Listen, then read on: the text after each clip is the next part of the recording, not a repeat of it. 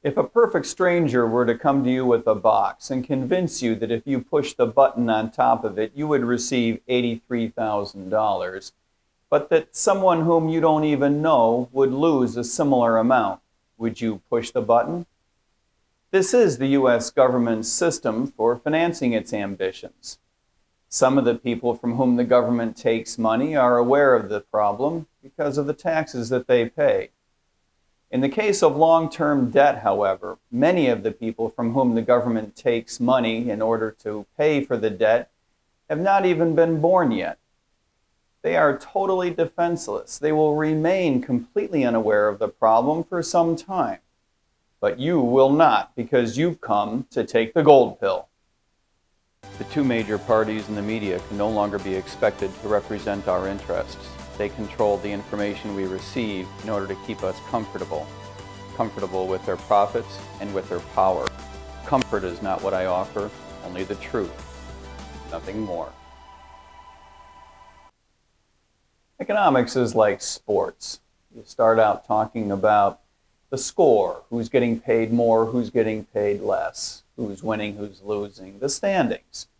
Then you start talking about the challenges, the next game, the next decision, strategies. Before you're done, you're talking about more important things like values, work ethic, honor, duty, grace under pressure, dignity.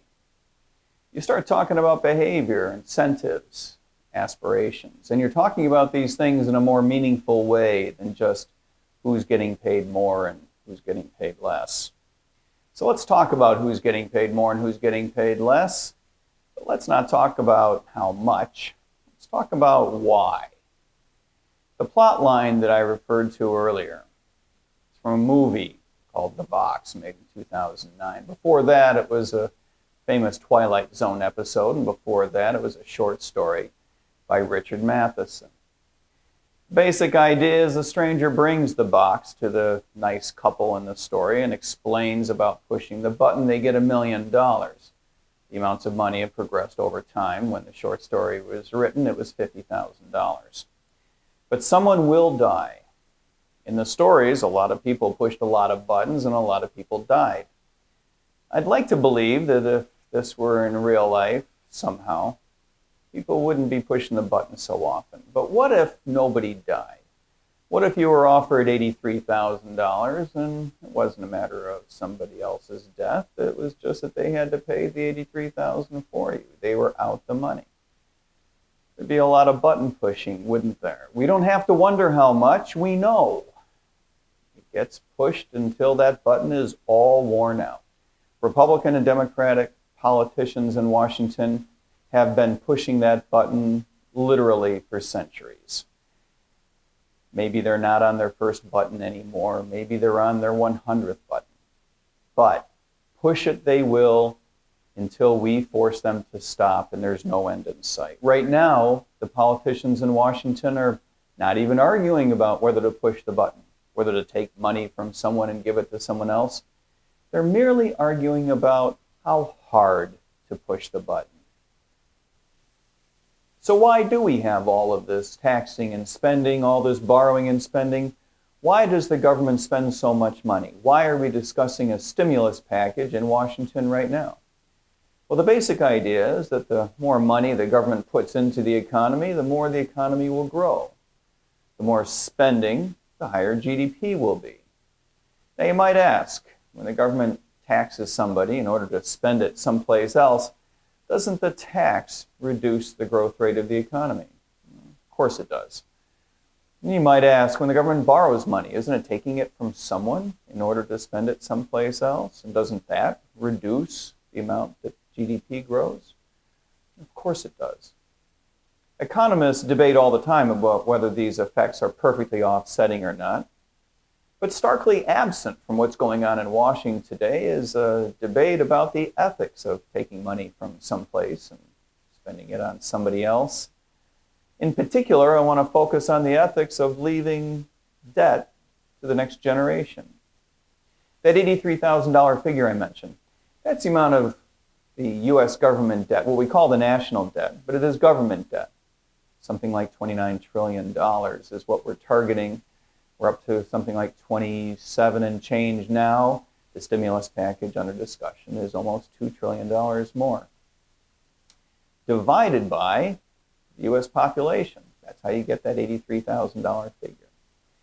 Now, of course, no one really expects that we're going to be paying that off, but we do have to service that debt all the time with the interest that we pay on it. And it turns out to be 6 of one, half a dozen the other. So the $83,000 really is the individual personalized burden handed on from one generation to the next per person. Now, there are, politically speaking, two justifications that are typically made for all of this debt, for all of this spending. One is what I'll call the emergency argument. The economy stinks. It's an emergency. People are hurting. We can't have that. It's the government's obligation to take care of people, to reduce the hurt, to make people feel better. And you've heard the counter-argument for years. The counter-argument always questions whether there's an emergency at all. The most used form of the argument is what I'll call the "my daddy had a farm" speech. It goes something like this: my daddy had a farm, and on that farm he had a tractor. That tractor broke down one year. And on that farm he had a barn, and one year the barn burned down. That was an emergency too. And one year the silo broke, and that was an emergency. And one year we had bad weather, and that was certainly an emergency. And if my daddy had viewed all these as occasions on which to borrow money, we'd have been up to our eyeballs in debt. Of course, this is how the government views emergencies, without recognizing that they come along all the time, and they don't prepare to finance their way through it. Once these debates are over, typically what happens is they put away the arguments in Congress, go ahead and spend the money, because politicians find it difficult to face that people are hurting. It's easier to take money from those people whom they don't even know. The second argument that politicians make to justify all of this spending is what I would call the investment argument. The idea is that we have so many great opportunities for the government to make long-term investments that we just can't miss them. Indeed, the rate of return on these investments is much higher than the interest that we would have to pay on the borrowing. And so in the long run, we come out ahead. It makes sense to make all of these investments possible. And of course, the traditional argument on the other side is that the private sector is better off making decisions about investment. The government needs to stay out of it because they either make bad decisions or borrow all the money and crowd out private sector enterprises from being able to make the investments themselves. Typically what carries the day is the children are our future argument. One example of which is the "my mama had a school" argument. The speech typically goes something like, my mama had a school, and in that school were children. And the children's experiences mattered, not only for the next few days, but for the next few years, and indeed for the rest of their lives.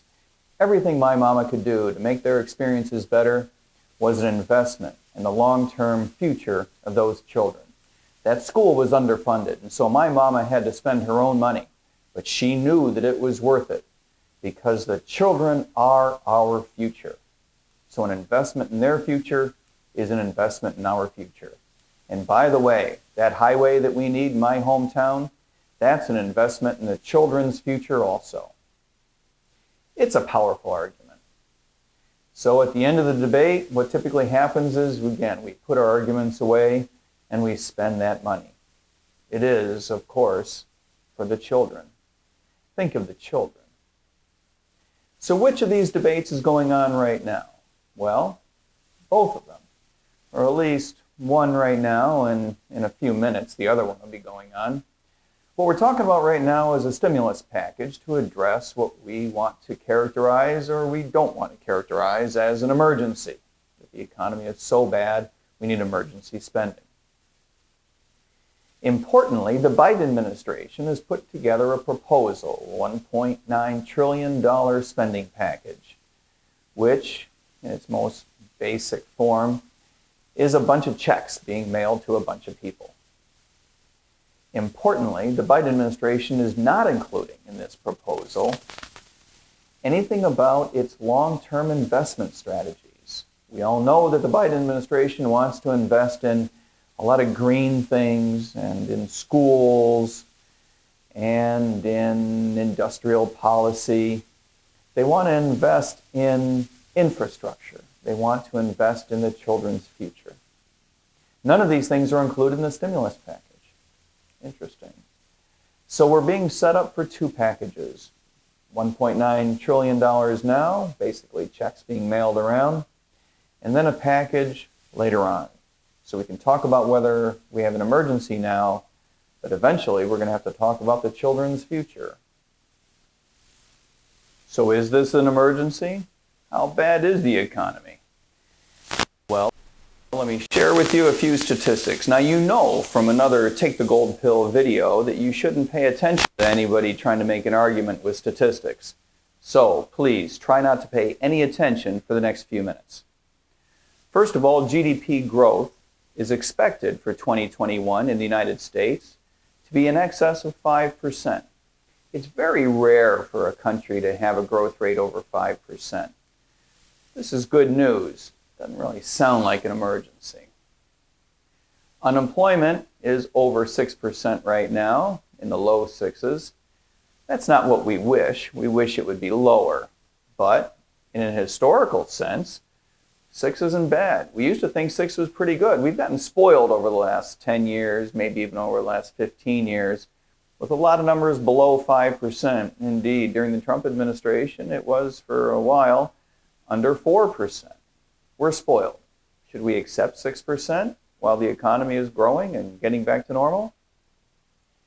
Consumption for low-income Americans has recently been studied by a bunch of economists from Harvard, and they came to the conclusion that comparing January of 2020, pre-COVID, to January 2021, right now, low-income Americans' expenditures have gone up.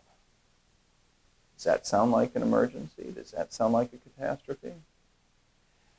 Cash holdings per household have gone up across the income spectrum. People are holding cash instead of spending it because they're worried about the economy. But one of the arguments made to suggest that we are in an emergency is the argument that we're running out of cash at the household level. It doesn't seem to be true. So let's talk about the Biden proposal. A couple more statistics.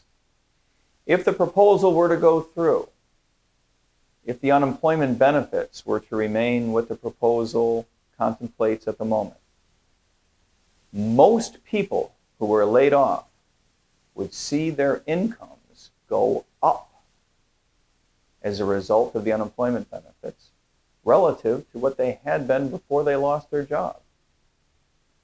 Sounds like a big package. Is the package in proportion to what the problem is?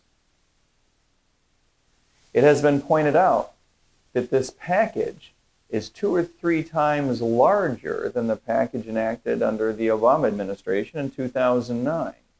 And yet the problem that we have, as characterized by how much smaller spending is, how much smaller income is than it was before the COVID, the spending package is 2 or 3 times higher, but the problem is 2 or 3 times smaller.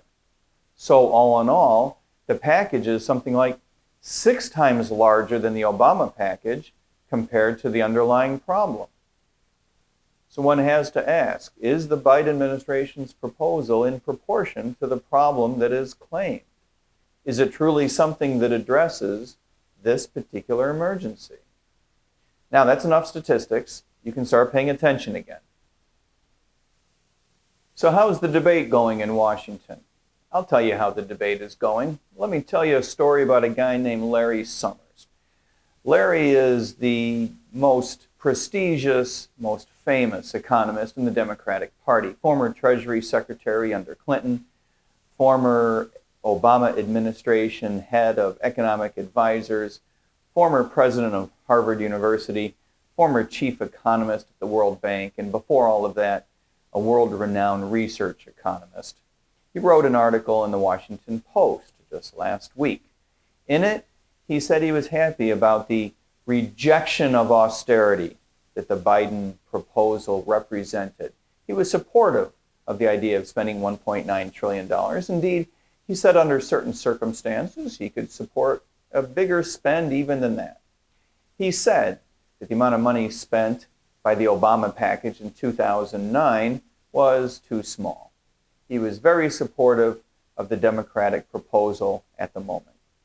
But Larry said a couple of things that also made sense.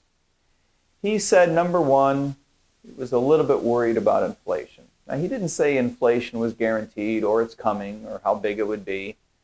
He just said, under certain circumstances, we ought to be prepared to deal with inflation if it results from all this spending. He said something else too. He said, given that the administration's proposal did not include the administration's priorities in terms of long-term investment, he anticipated that second package. Said together, that would be a lot of spending. And that brings up not only the concern about inflation all over again, redoubled, as it were, but it also brought up the issue of whether Congress would even go along with the second package. We'd have to make all of the arguments about the children's future in addition to all the arguments about people hurting during an emergency. This is what Larry said in the Washington Post. He's a true blue Democrat expressing a little bit of concern.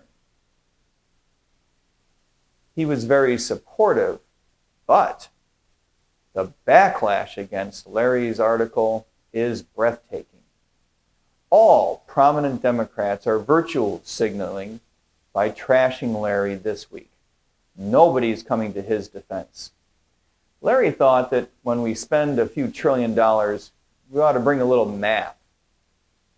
Indeed, one writer in the Washington Post said she was glad that Larry was no longer relevant to the debate.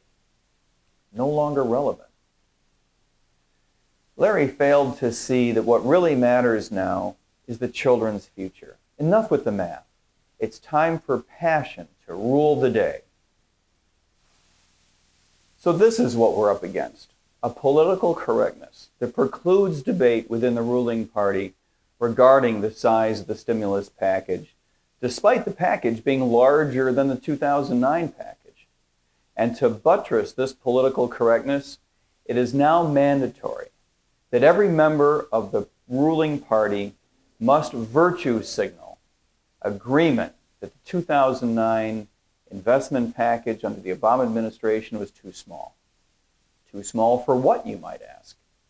Well, the economic recovery during the Obama administration felt slow. It didn't feel good.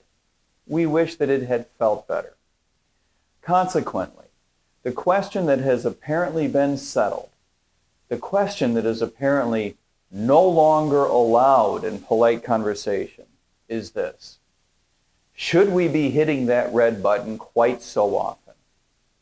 Should we be so comfortable leaving more and more debt to our children, to people whom we don't even know?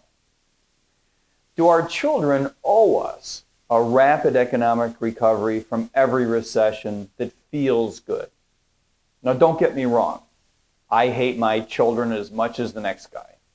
But shouldn't we at least be able to have a national conversation about whether increasing our children's burden from $83,000 per person to $89,000 per person is a good idea, at least for those of you out there who love your children? After all, they are our future. This won't be easy. Politics has become a battleground. On one side of this battle are journalists and jurists, pundits and politicians, revisionists and regulators who believe that the government is better able to solve our problems for us than we are ourselves. On our side of this battle are things like science, history, people like you, people like me, and common sense. Thanks for helping me make this sense a little bit more common. Thanks for coming to take the gold pill.